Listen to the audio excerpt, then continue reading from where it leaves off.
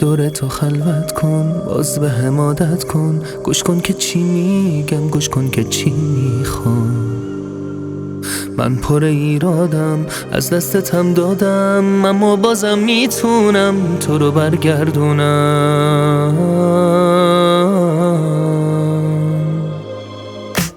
کاری ندارم با کسایی که کارو رسوندن به یه جایی که دلم به سوزه تو غم و درداش. تو رو قسم به اون خدایی که به تک تک خاطره هایی که تو قلبت یکم به فکرم باش.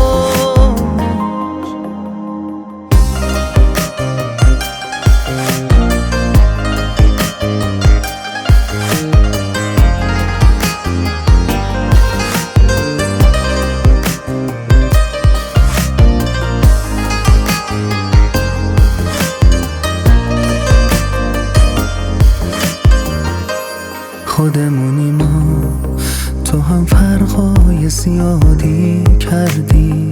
به نظر نمیرسه که بخوای به اون روزامون برگردی.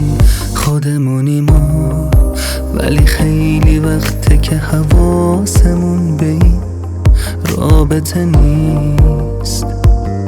فکر نمی کردم اصلا یه روزی زندگیمون پر بشه از حرف و حدیث. کاری ندارم با کسایی که کارو رسوندن به یه جایی که دلم به سوزه تو غم و درداش.